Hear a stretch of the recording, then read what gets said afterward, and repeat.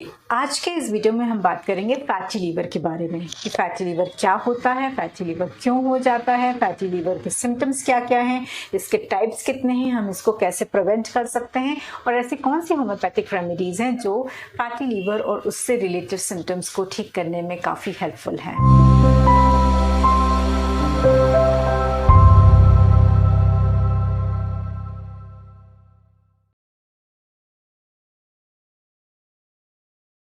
Hello everyone, I am Dr. Mollishri Soni, founder of Reva Home and Wellness Clinic, Bangalore.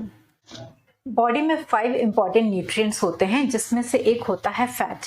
Fat हमारी body की stored energy होती है। जब भी हमें एक्स्ट्रा एनर्जी की ज़रूरत होती है तो ये फैट ब्रेक डाउन होते हैं और हमारी बॉडी को एनर्जी प्रोवाइड करते हैं।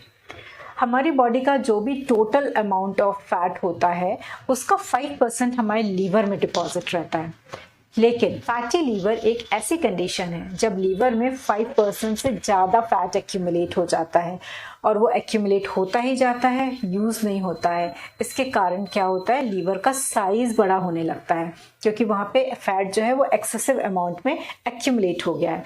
तो फैटी लीवर एक और कंडीशन प्रोड्यूस कर देता है जिसको हम कहते हैं हेपेटोमेगाली, मतलब फैट के एक्सेसिव डिपोजिशन के कारण लीवर का साइज़ है वो भी बड़ा हो गया है। That is known as hepatomegaly. अब आफ्टर ऑल हम ये समझते हैं कि फैटी लीवर हो क्यों जाता है। फैटी लीवर होने का कॉज क्या है, उसके लिए आप एक कंसेप्ट समझिए, डिमांड एंड सप्लाई का। अगर डिमांड आ रही है तो सप्लाई हो रही है, लेकिन अगर डिमांड नहीं है और उसके बाद भी सप्लाई अगर होती जा रही है तो क्या होगा, ओवरलोडिंग हो जाएगी। यही होता है हमारे फैटी लीवर में कि जब हमारे बॉडी को ज़रूरत नहीं है फैट्स की, ज़रूरत नहीं है एनर्जी की, लेकिन हम प्रोडक्शन बढ़ाते जा रहे हैं, मीन्स हम इंटेक करते जा रहे हैं फैट का। कैसे इंटेक बढ़ रहे हैं, आप बहुत ज़्यादा ऑयली फूड खाते हैं, स्पाइसी फूड खाते हैं, जंक फूड खाते हैं, प्रोसेस्ड फूड खाते हैं, तो इससे क्या हो रहा है, एक्स्ट्रा फैट जा रहा है। और एट द सेम टाइम आप कोई वर्कआउट नहीं कर रहे, आप बैठे बैठे काम कर रहे हैं, आप एक प्लेस से उठते हैं और दूसरे प्लेस पे फिर बैठ जाते हैं, आपकी कोई फिजिकल एक्टिविटी नहीं हो रही होती, ना ही आप योगा कर रहे होते हैं, ना ही आप प्राणायाम कर रहे होते हैं, ना ही आप वर्कआउट कर रहे हैं। तो हमारी डिमांड कुछ भी नहीं है, हमारी बॉडी की कोई डिमांड नहीं है, लेकिन हम सप्लाई दिए जा रहे हैं in the form of junk foods, oily foods, spicy foods. तो ये एक सबसे बड़ा मेजर कॉज होता है फैटी लीवर का कि हमने जो भी फैट खाया वो जाके हमारे पहले बॉडी में एब्जॉर्ब होता है और फिर उसके साथ साथ हमारे लीवर में भी डिपॉजिट हो जाता है। इसके अलावा जब हम बहुत ज़्यादा मेडिकेशंस लेते हैं, बहुत ज़्यादा पेन किलर्स खाते हैं, बहुत ज़्यादा केमिकल वाली मेडिसिन्स लेते हैं, तो उसकी वजह से भी हमारा जो लीवर है वो फैटी होने लगता है धीरे धीरे, क्योंकि कहीं ना कहीं वो केमिकल्स जो हैं वो हमारी बॉडी में जाके स्टोर होने लगते हैं, वो फ्लैश आउट नहीं हो पाते हैं। इसके बाद तीसरा इंपॉर्टेंट कॉज है कि हो सकता है कि अगर आपकी फैमिली में कभी हेरिडिटी रही हो फैटी लीवर की या कि कोई भी दूसरी लीवर रिलेटेड डिसीज़ की, तो चांसेस हैं कि वो आपको भी हो जाए। इसके साथ साथ अगर आपको कोई एसोसिएटेड डिसीजेस भी, जैसे कि आपको डायबिटीज़ है या कि आपको हाई ब्लड प्रेशर है कि कोई भी दूसरे मेटाबॉलिक डिसऑर्डर्स हैं, तो आपको इसके साथ साथ फैटी लीवर भी हो सकता है। और लास्ट में एक जो सबसे इम्पॉर्टेंट कॉज होता है वो है एक्सेसिव इनटेक ऑफ अल्कोहल। अगर कोई पर्सन बहुत ज़्यादा अल्कोहल लेता है और काफ़ी लंबे समय से लेता जा रहा है, वर्कआउट कुछ नहीं कर रहा है, उसके साथ साथ में वो बहुत सारे स्पाइसी फूड, जंक फूड्स भी खा रहा है, तो पूरे चांसेस हैं कि उसको फैटी लीवर हो जाए। और इसी कारण फैटी लीवर को 2 कैटेगरीज में डिवाइड किया गया है। एक होता है non alcoholic fatty liver disease और एक होता है अल्कोहलिक फैटी लीवर डिसीज। इसका मतलब जो लोग बहुत ज़्यादा अल्कोहल का इंटेक करते हैं तो उनके अगर फैटी लीवर का प्रॉब्लम होता है तो उसको कहते हैं अल्कोहलिक फैटी लीवर डिसीज। और जो लोग अल्कोहल बहुत ओकेजनली लेते हैं लेकिन उसके अलावा ये सारी चीज़ें उनके साथ जुड़ी हुई हैं, तो उनके फैटी लीवर को बोला जाता है non alcoholic fatty liver disease. Liver हमारे बॉडी का सबसे इंपॉर्टेंट ऑर्गन होता है और एटलीस्ट मोर देन 500 फंक्शंस होते हैं लीवर के।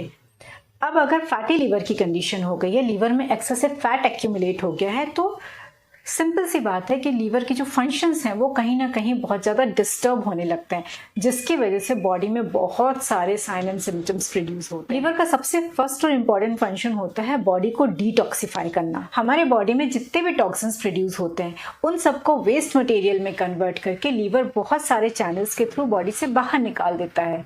लेकिन फैटी लीवर होने के कारण टॉक्सिन्स जो हैं वो बॉडी से बाहर नहीं निकल पाते और बॉडी के अंदर ही एक्यूमुलेटेड रह जाते हैं। इसके कारण इचिंग होना या कि बॉडी में बहुत सारे छोटे छोटे से ब्राउन कलर के स्पॉट्स हो जाते हैं, जिसको हम ब्राउन स्पॉट्स भी कहते हैं या कि लिवर स्पॉट्स कहते हैं, वो डेवलप होने लगते हैं। बाल जो हैं वो एज से पहले ही वाइट होने लगते हैं, जिनको हम कहते हैं इमेच्योर ग्रेइंग ऑफ हेयर्स। ये सारे वो सिम्टम्स हैं जो टॉक्सिन्स रिलीज ना होने के कारण होते हैं। लीवर का जो सेकेंड मोस्ट इंपॉर्टेंट फंक्शन होता है वो होता है production of bile, production of digestive enzymes and certain chemicals. ये सारी चीज़ें फूड के एब्जॉर्प्शन में और फूड को प्रोसेस करने में बहुत इंपॉर्टेंट रोल प्ले करते हैं। अब फैटी लीवर की कंडीशन में ये जो इंपॉर्टेंट फंक्शन होता है, जो प्रोडक्शन ऑफ बाइल होता है और बाइल जो भी फंक्शन करता है, वो सारे डिस्टर्ब हो जाते हैं, जिसकी वजह से बहुत सारे डाइजेस्टिव इश्यूज होते हैं, जैसे कि कॉन्स्टिपेशन होने लगेगा, यूरिन डार्क हो जाएगी, स्टूल क्ले कलर का या कि ऑरेंज कलर का हो जाएगा और मुंह से काफ़ी ज़्यादा स्मेल आने लगेगी, जिसको हेलिटोसिस बोलते हैं। जो स्वेट डिस्चार्ज होता है उसमें भी बहुत ज़्यादा स्मेल आने लगती है। लीवर का नेक्स्ट इंपॉर्टेंट फंक्शन है आयरन का एब्जॉर्प्शन। अब अगर लीवर ऑलरेडी बहुत ज़्यादा वीक हो गया है या कि प्रॉपर फंक्शन नहीं कर पा रहा है, तो आयरन का जो एब्जॉर्प्शन है वो भी स्लो डाउन हो जाता है। इसके कारण एनीमिया की कंडीशन भी प्रोड्यूस होने लगती है। साथ ही साथ लीवर क्लॉटिंग फैक्टर्स भी, बहुत सारे क्लॉटिंग फैक्टर्स रिलीज करता है और फैटी लीवर होने के कारण ये सारे क्लॉटिंग फैक्टर्स भी प्रॉपर तरीके से रिलीज नहीं हो पाते हैं, जिसके कारण बॉडी में जगह जगह ब्रूजेस हो जाते हैं या कि जो हीलिंग का टाइम है, अगर आपको कहीं भी कुछ चोट लग जाती है तो वो बहुत देर में हील होती है, क्योंकि ये सारा लीवर से जो जो चीज़ें रिलीज हो रही हैं उनका प्रोडक्शन कम हो जाता है, लीवर की फंक्शनिंग कम हो जाती है, तो आपका आयरन का एब्जॉर्प्शन भी कम हो जाएगा, आपका क्लॉटिंग टाइम भी ज़्यादा हो जाएगा। चोट लगने के बाद आपका जो ब्लड का क्लॉट है वो काफ़ी स्लो बढ़ता है। अगर टाइम रहते आपने अपनी लाइफस्टाइल को चेंज नहीं किया और आपकी ईटिंग पैटर्न्स और ड्रिंकिंग पैटर्न ये सब अगर डिस्टर्ब रहते हैं, तो एक कंडीशन आती है जब आपके बॉडी के triglycerides level, cholesterol level, bilirubin level, SGOT, SGPT level ये सारे काफ़ी ज़्यादा हाई हो जाते हैं, जिसके कारण क्या होता है आपकी स्किन जो है वो काफ़ी येलो होने लगती है, आपकी आइज़ की स्क्लेरा येलो हो जाती है, नेल्स येलो होने लगते हैं और इस कंडीशन को हम बोलते हैं जॉन्डिस। तो ये भी एक बहुत इंपॉर्टेंट सिम्टम होता है फैटी लीवर के एडवांस स्टेजेस का। और इन सब के बाद भी जो सबसे इम्पॉर्टेंट चीज़ है जो हर कोई नेगलेक्ट करता है वो होता है आपका स्ट्रेस, आपका एंगर, आपकी एंग्जाइटीज़। अगर आप बहुत ज़्यादा स्ट्रेस में रहते हैं, आपको बहुत ज़्यादा गुस्सा आ रहा होता है, तो बहुत सारे ऐसे सर्टेन हार्मोन्स प्रोड्यूस होते हैं जो आपके बॉडी के या कि लीवर के फंक्शन को डिस्टर्ब करते हैं और ये भी एक बहुत इंपॉर्टेंट कॉज होता है फैटी लीवर होने का। अब हम बात कर लेते हैं homeopathic management of fatty liver की।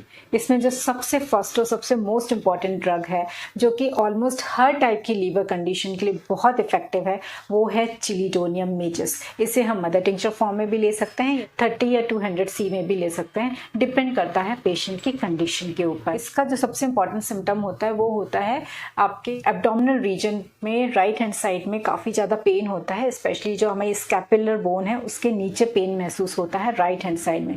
साथ ही साथ बहुत ज़्यादा नॉइज़िया और वॉमिटिंग की कंडीशन होती है, कॉन्स्टिपेशन बहुत ज़्यादा होता है और पेशेंट को बहुत ज़्यादा गरम गरम खाने की इच्छा होती है। तो these are the indications for chelidonium. दूसरी इंपॉर्टेंट मेडिसिन है लाइकोपोडियम। लाइकोपोडियम के पेशेंट में अगर फैटी लीवर की शिकायत है तो उसके साथ साथ उसको एसिडिटी की प्रॉब्लम बहुत ज़्यादा होगी, उसको बहुत ज़्यादा सोर इरेक्टेशंस के प्रॉब्लम होंगे, उसके सारे प्रॉब्लम्स जो हैं वो शाम के 4 बजे के करीबन करीब बहुत ज़्यादा बढ़ेंगे। साथ ही साथ लाइकोपोडियम के पेशेंट को बहुत ज़्यादा मीठा खाने की इच्छा होती है। तीसरी इंपॉर्टेंट होम्योपैथिक रेमेडी है कैलकेरिया काफ। कैलकेरिया काफ का जो पेशेंट होता है वो काफ़ी फेयर होते हैं, फैटी होते हैं, फ्लैबी होते हैं, मीन्स काफ़ी ओबीज होते हैं वो, और साथ ही साथ उनको ठंड बहुत ज़्यादा लगती है, उनको एग खाने की बहुत ज़्यादा एक्सेसिव डिज़ायर होती है। साथ ही साथ इन पेशेंट्स को बहुत ज़्यादा क्रॉनिक कॉन्स्टिपेशन का भी इशू रहता है और कहीं ना कहीं इनको लैक्टोज इंटॉलरेंस भी होता है। नेक्स्ट इंपॉर्टेंट होम्योपैथिक रेमेडी है नक्स वोमिका। नक्स वोमिका हर उस पेशेंट के लिए बहुत इफेक्टिव है जिनकी लाइफस्टाइल काफ़ी सेडेंट्री होती है, जो अल्कोहल इंटेक बहुत ज़्यादा लेते हैं, पूरे टाइम बैठे रहते हैं और बैठे बैठे काम करते रहते हैं, उनको बहुत ज़्यादा इंडाइजेशन का इशू होता है, कॉन्स्टिपेशन का इशू होता है और साथ ही साथ में उनको बहुत ज़्यादा गैस की भी प्रॉब्लम होती है, ब्लोटिंग की भी प्रॉब्लम होती है और उनको हमेशा लगता रहता है कि उनको मोशन पास करने जाना है, लेकिन जब वो जाते हैं तो उनको ऐसा होता नहीं है। तो ये भी एक बहुत इंपॉर्टेंट सिम्टम है नक्स वोमिका को प्रिस्क्राइब करने। Thank you so much for watching this video. Please share it to the others who are in need and please subscribe this channel to get more information on upcoming videos. Thank you. Stay safe and healthy.